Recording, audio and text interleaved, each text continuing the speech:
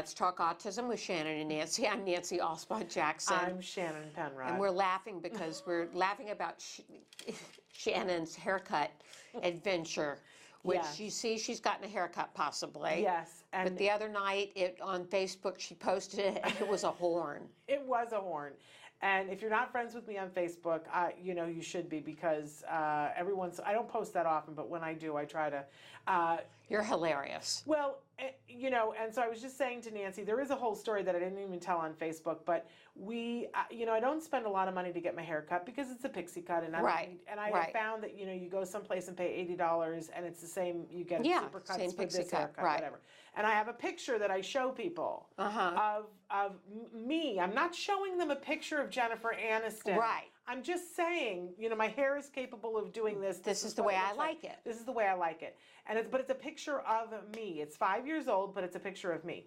And but we had gone to Supercuts. You know, we moved and we're in a new neighborhood. We don't know where to go, but we went to this Supercuts that we'd never been to before, and they said 40-minute wait. And we noticed that there was a hair salon just like 4 doors down. And I said, come on, let's go look. And my son was like, no, it's too hipster. I don't want to go there, because he needed to get his hair cut too. And they had these pictures of people with very edgy hair in the front. And I was like, come on, let's be a little hipster. Let's do it. He didn't want to do it, but we went in, and this guy came over, and, you know, I just had this impression that he was going to be fabulous at cutting hair. Because he had an accent. He had an accent, and he had that flair, and he was just, you know, and he, you know, I mean, he just had all the things that I was like, yes, this is going to be a great haircut, right? And he kind of gestured and said, you know, who's getting their haircut? And I said, we're both. And he said, okay, but who's going to be first? And I said, me, because I was so excited. And he took me over, and I took out my phone, and I showed the picture of me, and I just started talking as only I can do. And I said, okay, now, you know, this is my hair, this is me, and I like it short, like really short, like Katy Perry short, okay? Don't be afraid, make it short. And, but, you know, my hair is very curly, so if it's long on the sides, I'll look like a crazy person. And you like mentioned helmet. And I said, but don't turn it into a helmet. Right. I don't want a helmet, right? So it needs to be able to be messed up a little bit and stand up a little bit. And he's all smiling and nodding through the whole thing. And then and we're like ready, and I've got the cape on and everything. And he goes and picks up a pair of those razor cutters. Right. And then he started lunging at me. And he's like, and cutting my hair from 3 feet away by, like, you know, and I was like, oh, I've never had my hair cut like this before. I'm afraid I'm going to be stabbed in the eye, right? But he's just, you know, and just like no plan. Right. But then he would stop everything, and then he would comb my hair so hard that I still have ridges in my head. and I was like, what is happening? And I was looking at it, but here's the sad thing, that in my head, I'm like, one of 3 things is going on here. One, this man is brilliant, and I've never had a haircut this good before, because I've never had my hair cut this way, but maybe he's the one who actually knows how to cut my hair. So I'm reserving judgment. It actually looks great now. Yeah, we'll talk about that in a second. But anyway, I said, you know, maybe it's that he's brilliant, and that I don't know how to cut hair, and all my life it has not been cut right, because lunging at it like this with razors is the way. So let's reserve judgment. Or number 2, I am being punked, and Ashton Kutcher is going to jump out from behind one of the doors at any moment. And I thought, well, you know, if that's what it is, I will laugh hysterically, and it'll be good publicity for autism-live, right? So, okay, I'm up for that too. Or 3, this guy is crazy, does not have his license, and I've stepped into something weird, and it's going to be the worst haircut of my life, in which case I'm going to get a good story out of it. Right. Right? So, you know, I was like, whatever. And then he started sculpting it into this horn. It can only be described as a hair horn. And I was sitting there in the chair and he kept going, you like? And I was like, well, it's different. And it was this horn. He did look like a horn. Your Facebook picture. He had it all brushed forward, so I looked like Caesar. Right. Caesar with a horn. Caesar with a horn. And I was trying so hard not to laugh. And Jem was waiting, but another guy took Jem. And so I finished way before, and I'm taking pictures of it and posting on Facebook. And Jem finishes in the chair, and he looks like a male model.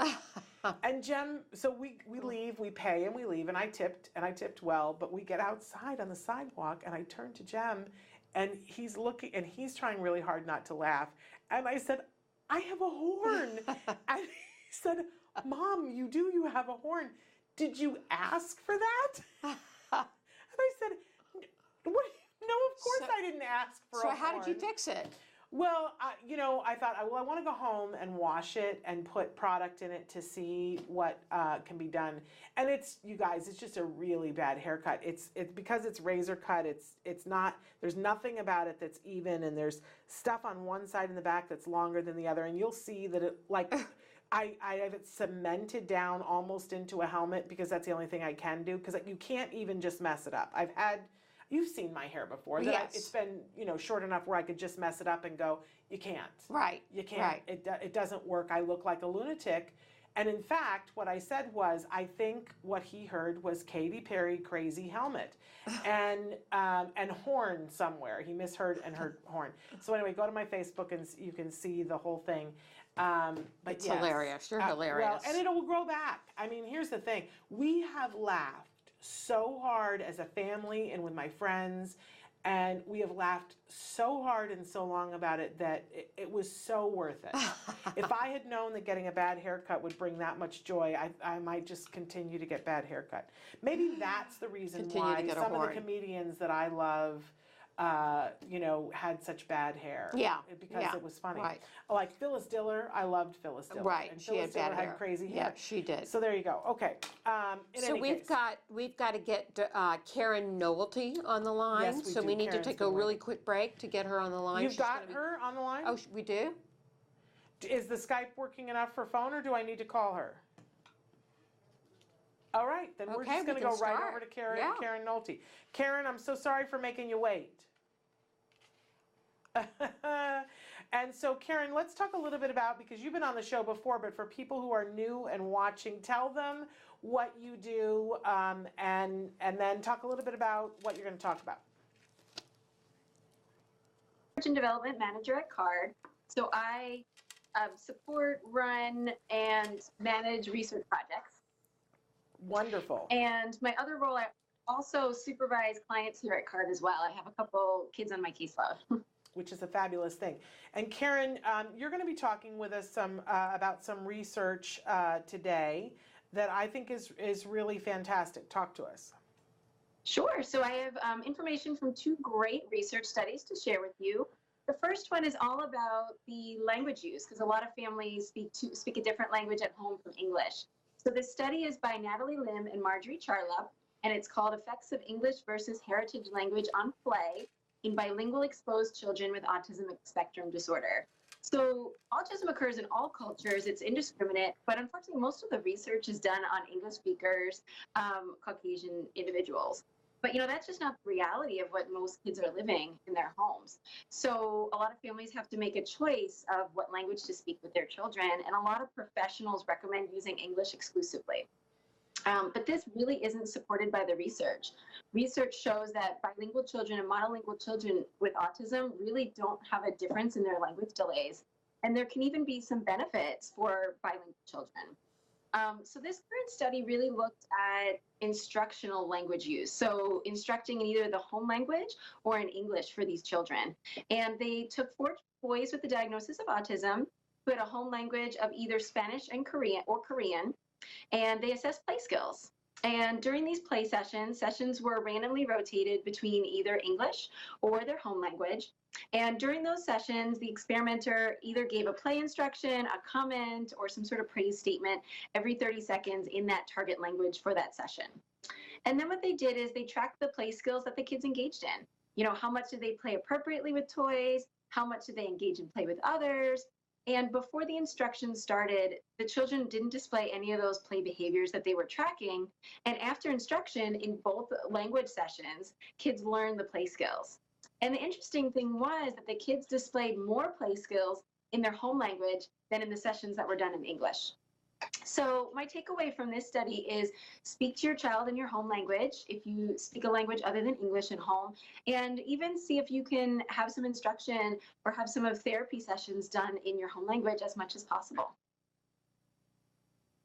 Important study because we really haven't looked at this I certainly hadn't looked at this in a big way, but there are more and more kiddos that English is not their home language that are getting that are therapy. bilingual. And parents have been asking this question for a long time, though, because as you said, Karen, for so long, ABA providers were saying that the sessions needed to happen in English. I suspect probably because there were more English-speaking therapists. Right. But what a wonderful thing to know that they can learn either way, right? So that shows that the learning in English is effective, but if it is more effective in the home language, then that gives us a place to shoot for. Right. Which is truly wonderful. I'm so excited that we're looking at this. And so then what else did you want to talk with us about, Karen?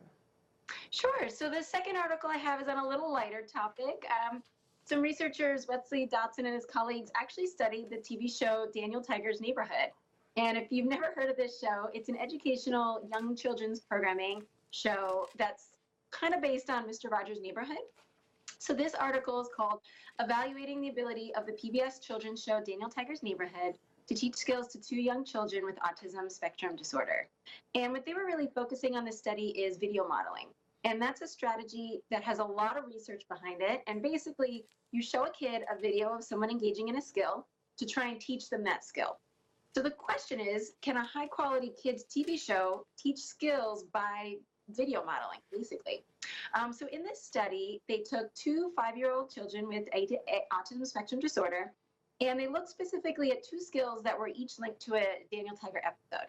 So there was one episode about trying new foods, and there was a second episode about stopping play when you're directed to do so. And before they showed the kids these videos, engagement in both of these skills was very low, almost 0. And for both kids, after showing both of these episodes, the skills really increased, and they were able to master these skills just by watching these videos. And while watching these videos, there was an adult present, but the adult wasn't prompting them, wasn't supporting them, wasn't engaging with them during the videos. They were just, responding if the child initiated with them. So this is really exciting to see that these episodes were able to teach these kids some skills. And one of the kids did need some support to attend and pay attention to the TV show, which is to be expected. So my takeaway here is, there are always times as a parent, I'm sure, you're going to put TV on for your kids. So think about the TV show that you're putting on. Daniel Tiger has been shown in this study, at least for these 2 episodes, to actually teach kids skills.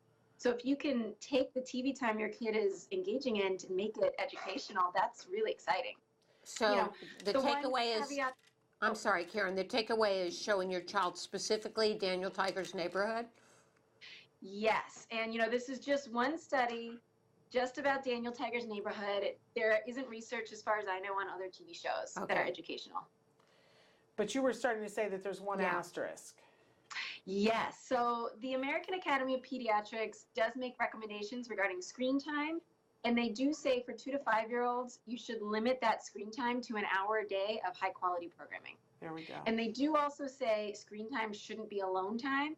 You should be engaging with your child when they're on TV and on screens. Okay. Yeah, and I just want to say, we love PBS, but Daniel Tiger is a spinoff from Mr. Rogers. Mr. Rogers, which was so educational. Yes, and because Daniel Tiger was one of the puppets that Mr. Rogers voiced. Oh, really? Yes, and that the people at PBS who decided to do this spinoff really have, I think, hit it out of the park in terms of taking what Fred Rogers, his philosophy of education and building children up and building up their spirit is included in Daniel Tiger. So I would caution parents and say that Daniel Tiger is not indicative of all children's programming, which is honestly what you were saying, Karen. I'm just saying it a little less nicely.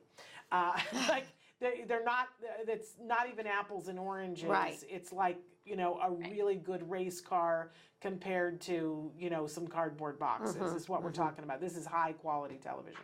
But very exciting to know that video modeling, and this is a wake-up call for all of us who have anything to do with television, that this is an opportunity for us to make some better programming for children to be able to help them to learn in addition to other therapies, including a really good quality ABA program. Well, Karen, this is fabulous, and we always enjoy having you with us, and we want to thank you and your team for being a part of our show on a monthly basis to help us to be able to tear apart some of the research and hone it down to what we really need to walk away with. Great. Thank you. Thank you so much for being here. Bye, Karen. Bye. Okay, wonderful. And so we're going to take a break. Yes, and when we come back, are we going to have Kerry Magro with us? Dr. Kerry Magro. I saw he posted on yesterday. Facebook. Yeah. I'm so excited He's to talk got to his him about PhD that. now. PhD. And So he's there going to we be go. talking to us about a new children's book he has, Yes, correct? there we go. Plus, we're going to talk about the dissertation and what it was like defending the dissertation, and I want to know what the dissertation was in. I don't know about you. Inquiring minds want to know. All right, so we're going to be back. Thank you, Karen. Yes, Yes, thank you, Karen. Thank you. We're going to be back with Kerry Magro in just a moment. Stick with us. Welcome back to Let's Talk Autism with Shannon and Nancy. And now, as promised, we have joining us Dr. Kerry Magro, who just recently became a PhD, and we're going to hear all about that. Kerry is a professional speaker and oh, so much more. And we're here to talk to him about his new degree as well as his new children's book. Welcome to the show, Kerry. Oh, so glad to be on. It's been a pleasure to be on over the years, and I can't thank you enough for having me again today. Well, we're thrilled, and I was just saying to Kerry before we went live that, Kerry has been a guest on this show many times. I love it every time Kerry is on the show because he's an amazing speaker and always fills us with inspiration. But we're always proud of Kerry and his accomplishments and the things that he does. But yesterday you did something really, truly momentous. Kerry, do you want to talk about that first? Sure. So yesterday was my dissertation defense, and I passed. So I am officially Dr. Kerry Magro at NJCU, New Jersey State University. So it kind of blew me away, and I'm still kind of in shock. I don't believe it. Yeah. So What is your degree in, Kerry? So it's in educational technology leadership. So I wanted to do something on the university level in terms of teaching. And there was something that struck out to me about educational technology. So I found New Jersey State University, and I've been there for the past 3 years. And I defended my dissertation yesterday, and now I'll be walking in May, and I'm officially a doctor. Congratulations. That's really amazing. Thank you. And so you've been an amazing international speaker, and people love to hear you talk. Now with this new PhD, what's the plan here, Dr. Magro? Where are you going from here, do you think? Well, with April being World Autism Month, I'm going to be speaking throughout the month. But once May comes and I actually graduate, I'm going to be focused on looking for a adjunct professorship at a university to continue my work as a public speaker, but also teaching young and bright minds about our community, our special needs community. So that's kind of the plan as of right now, and I'm so excited to kind of just graduate and then just get ready to look for universities in the summer. Really remarkable. Sounds great. Okay, so Kerry, you have got a new children's book that's coming out because in all your spare time, you had time. I honestly, I know we're all feeling like slackers around here. I know, totally. So you found time to write a children's book. So it's coming out, and in just a couple of days. Talk to us a little bit about I Will Light It Up Blue. So I've written a few books now, and I have always had a passion in the back of my mind to write a children's book. So about 2 years ago, I started writing I Will Light Up Blue, which is actually based on the Global Autism Awareness Initiative, Light Up Blue, which happens on April 2nd during World Autism Awareness Day, where people light their houses up blue and they wear blue to start a conversation about autism. And I've been participating in that initiative since it started.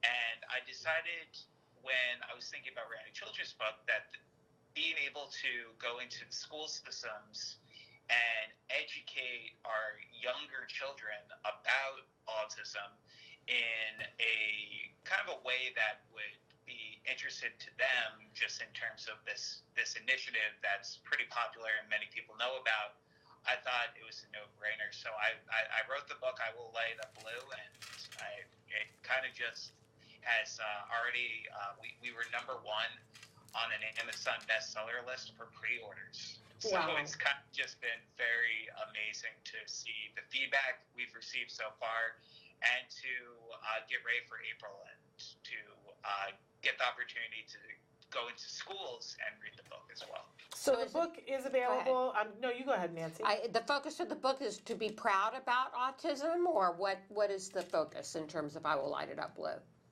Sure. So the focus is on actually 2 children on the autism spectrum, with one being on the high functioning end, one being on the low functioning end, and how they come about finding out about this initiative called Light It Up Blue.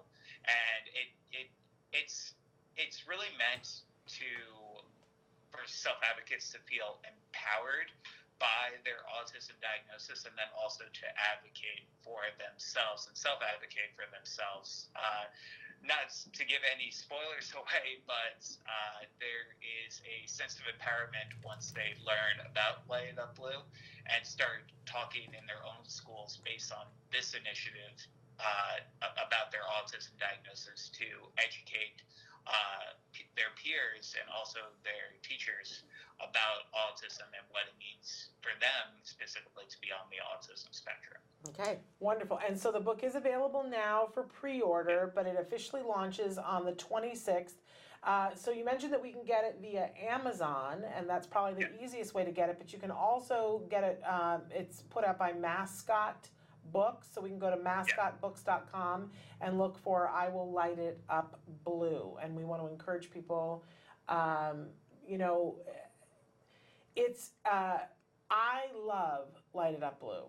I know that it's sometimes, there are people who don't embrace it, and if you don't, you don't, and that's fine. Everybody's choice is everybody's choice. Right. But I have found that every year that we have participated in I Will Light It Up Blue, I can point to at least one conversation, if not 10, that happens on that day that would not have happened if it weren't for that blue. Right. That people in my neighborhood have come up to me and said, what is the deal with, why do you have Hanukkah lights on April 2nd, right?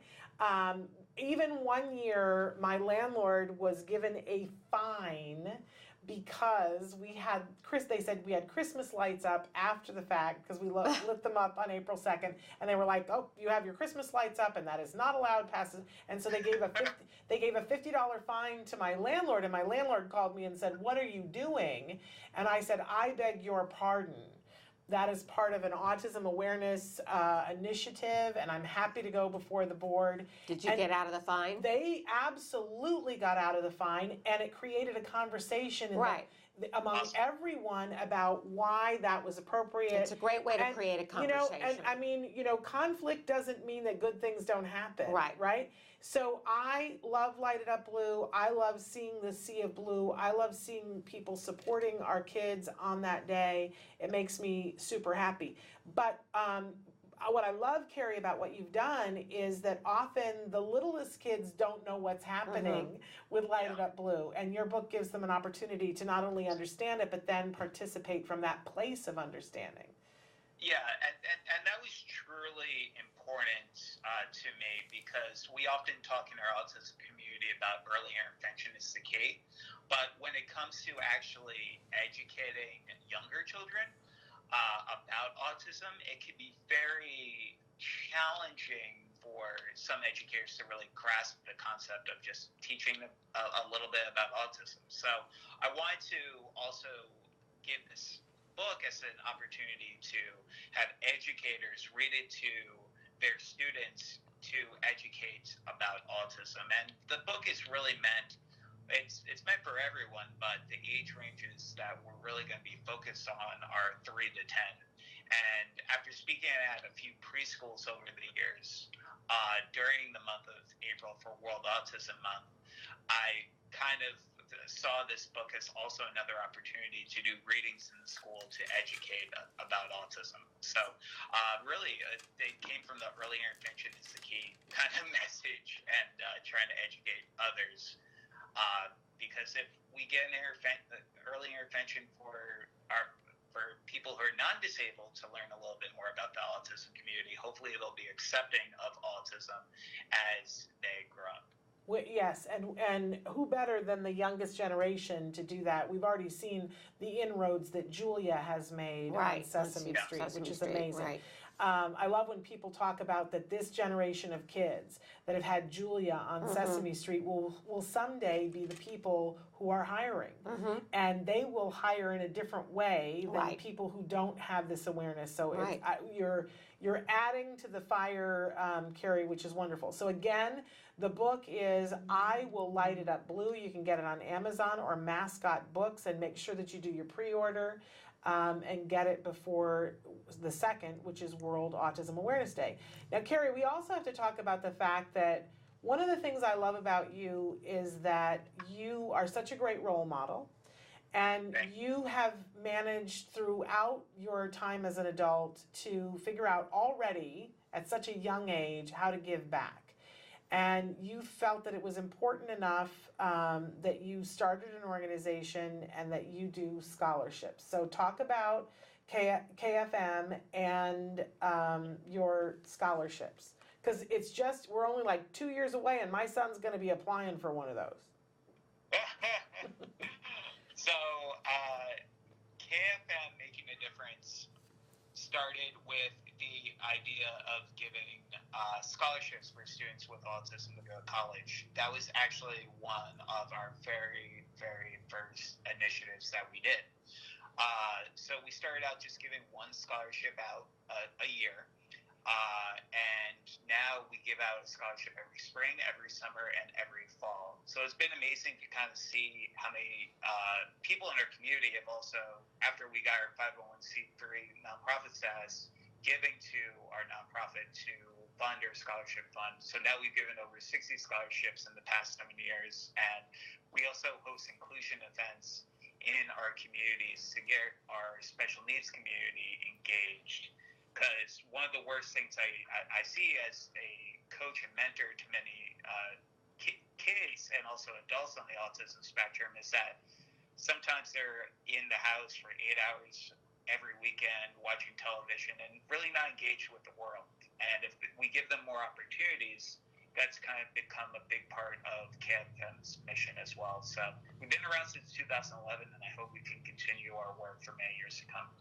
So this scholarship is designed to send kids with autism to college.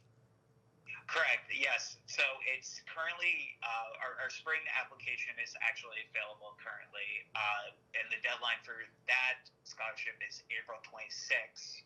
And it's open to high school seniors who are about to graduate, along with current college students with no geographic restrictions. So we've given scholarships to people in Canada before and internationally as well as along in the United States.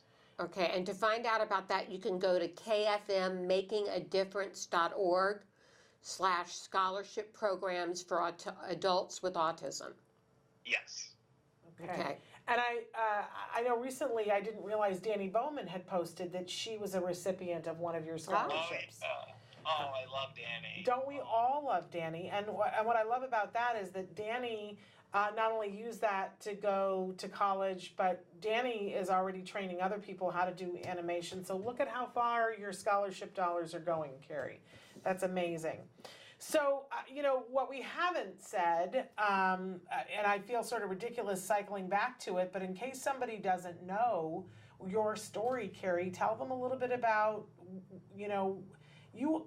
I just want to say that you, on your own right, without having said your story, are an impressive young man, but then add to it that you were once diagnosed as being on the autism spectrum, correct? Yes, I was diagnosed with PDD and OS at the age of 4, and I was actually completely nonverbal until I was about 2.5 years old. Didn't say my first complete sentence until I was 7, and had a lot of challenges growing up.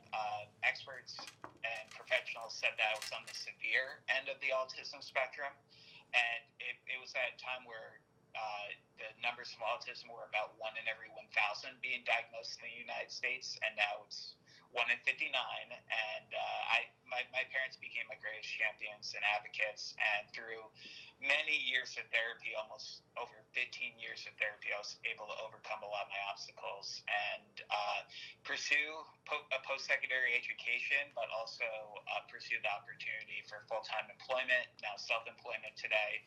And I see a lot of the dreams that I've kind of pushed myself for many years come true, although I have many, many more to come. What do you consider, Kerry, the greatest key to your success?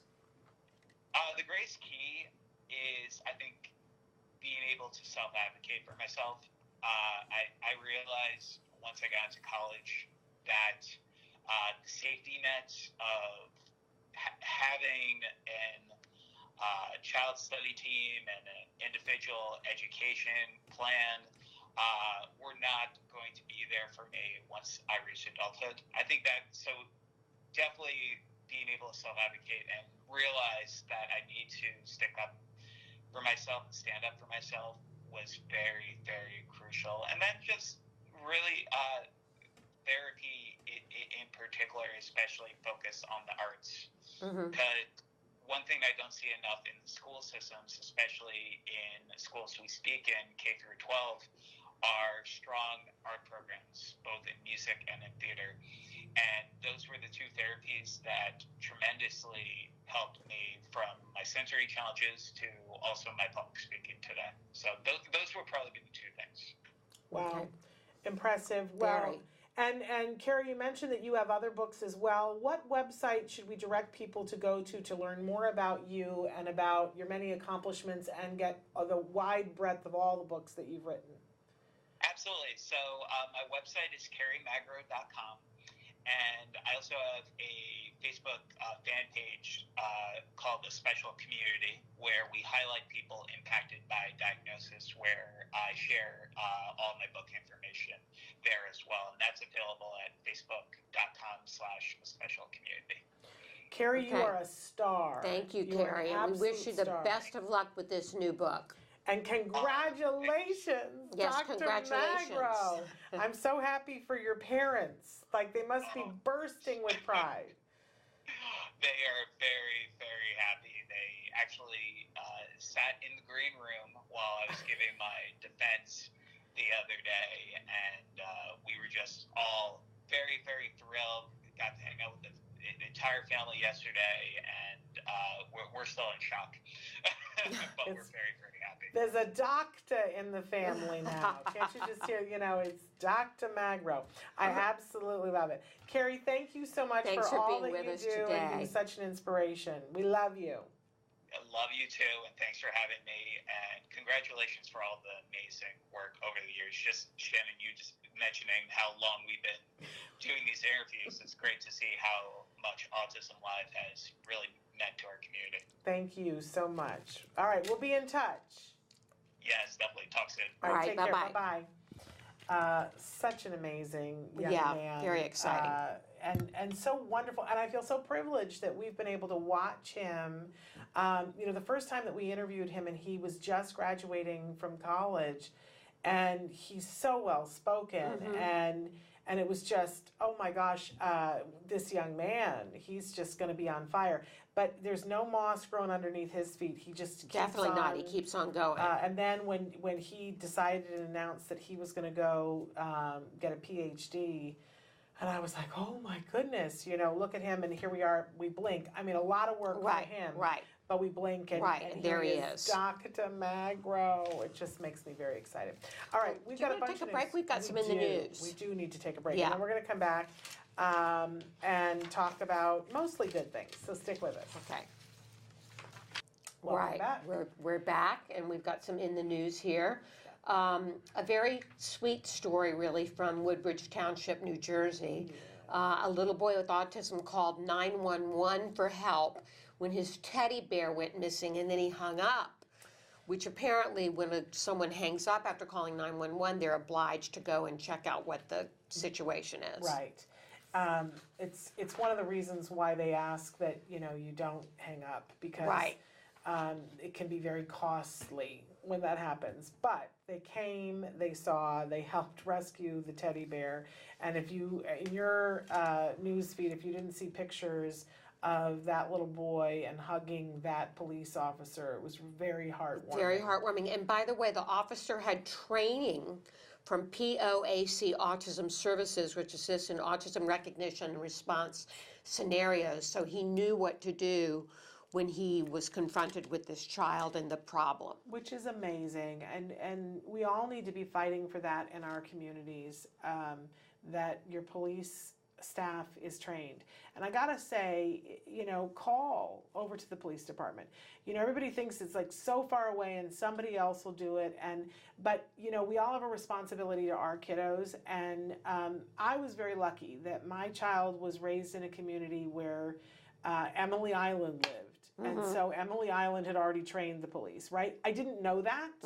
I didn't know that she had already done that, but we called over to the police department because we were asked to by card to make him aware of who first responders were, because they were going to work on that lesson about people in your community. So we had to drive around and take pictures of all the stores that we shopped in. Right. Did you ever have to do this? No. Oh my gosh. So we went around and took pictures of Trader Joe's and, and Walmart and Kmart and every store that we ever went to. And then we had to get first responders, and they wanted them to be real and in the community, and they wanted us to take pictures of the trucks and the offices and the people and whatever. But it was such a great gift for us, because I called the fire department, I called the police department, and I said, can I bring my son over to meet and greet and talk? And they were like, yeah, absolutely.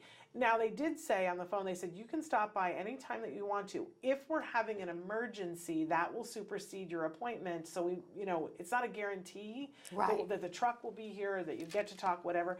But I know once we went to the fire department and they turned us away and said, you got to come back another time. We came back another time. They dressed him up in the suit. I took him as many pictures. They had him sit in the driver's seat. He got to sit in the back. It was so great, so that he was not afraid of firemen. Right. Wyatt was afraid of firemen because he had a bad experience at school where his regular teacher was out that day, and they forced him to sit in the fire truck with a siren on. Okay. Right. Well, that's not a thing to do. So there can be very bad ways to approach this and good ways to approach this. But if you go, and what we chose to do was that we went with a therapist. We had a therapist with us, and we drove over to the fire department. We did the same thing with the police department. And Jem had a bad experience at the police department, because every Halloween in that community, they would have the weekend of Halloween, they would have a big thing where they would put all their police equipment out, and they would turn the jail into a haunted house. And there was one side that was super scary, and then there was another side that was all Winnie the Pooh stuff, right?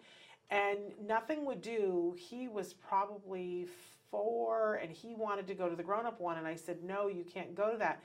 And they said, no, there's no way he can go to that. But we walked up close to the door so I could show him, and he could hear people screaming. And then he was, traumatized, and he didn't want to have anything to do with police after that. So we went back to the police station so that he could see that there was nobody screaming. But he saw the bars, right? And I gotta say, that made a big impression upon him, that he was like, I don't ever want to go there, and that's not a bad thing to teach people.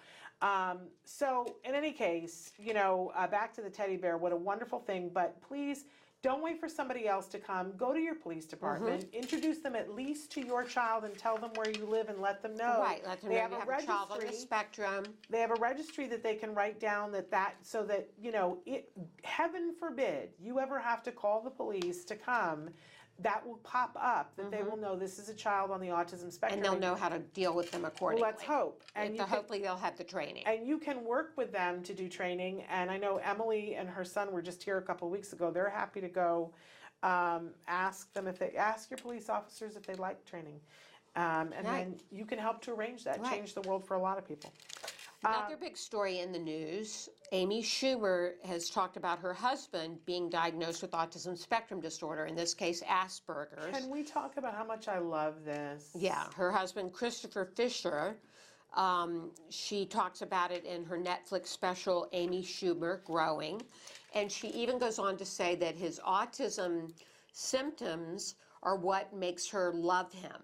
And made her fall in love with him. I just want to cry. When I saw this story, I love Amy Schumer. I don't love all of her comedy. I have to say that. Right. But, I don't love anybody's all of their comedy, right? But I think that she's a very funny woman. Yes, she is. And I think that she's going to have a brilliant career in film because I think her films are hilarious.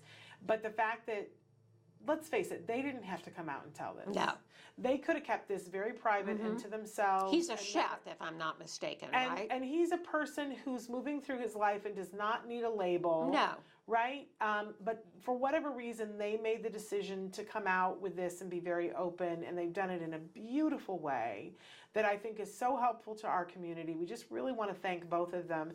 And I love that she says this, that, she says, well, it turns out that all the quirky things that I fell in love with him for, those are the things that identify him as being on the autism spectrum. Right. How much did every mother of every boy in the world who's on the spectrum need to hear that? Yeah, they definitely needed to hear it. It was very encouraging. Yay, Amy Schumer, you're autism.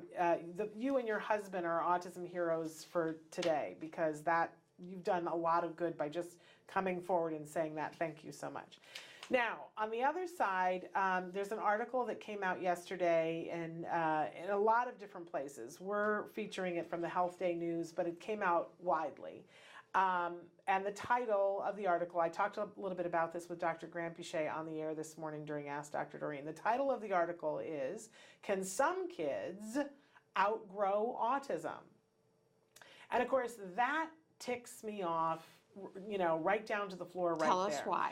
Well, the term outgrow, like if we tear it apart, I don't have a problem with it, but the connotation of outgrow suggests that you're just hanging out doing nothing special and it just organically happens and you outgrow autism. That autism can fade away and take a back seat. And that has so many misconceptions in it that it makes me want to stomp my feet and yell. Then as you read the article, in the beginning, it tells you the history of autism, but you have to go several paragraphs down before it says it's possible that some kids are misdiagnosed and other kids just outgrow it.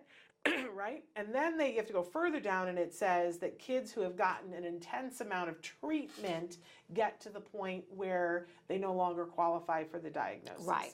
I think it's very misleading writing. And I don't think that many people have time to read the entire article to see where it gets to.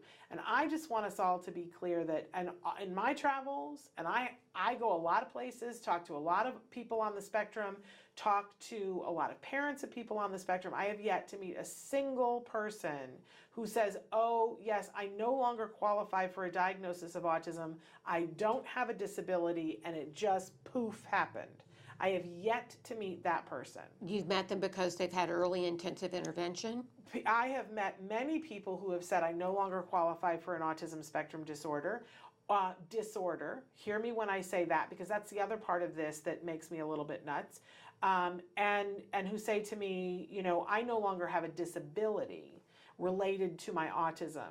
And they don't. They don't need any special accommodations. They don't need any extra support in their life. And when you say to them, how did that happen? I mean, we just talked to Kerry Magro. Right. And Kerry Magro identifies himself as being on the autism spectrum. But I don't know, we should have asked him if he identifies as being somebody with a disability. Because I don't know, and I don't want to presume, but you know, it would be interesting to hear what his response is. But I have met many people on the autism spectrum who say, I no longer qualify for someone with a disability. Right. We see that all the time. Does that mean that their brain is not still differently wired than yours and mine? Right, right. No. Right. So when people say, well, did the autism go away? No. What I'm talking about is people who no longer qualify for an autism spectrum disorder. They could still be on the autism spectrum, but there's no disorder to it, right? Because this idea of you change them into someone else, you know, they are who they are. They just know they have skills now that they no longer have the disability. Right. But I have yet to meet the person who can say that. That when we talked to Kerry and we said, what do you attribute? And he says, oh, I had a ton of therapy. Right. I had years of intensive therapy. And I did music and I did art and I did theater and that all helped me.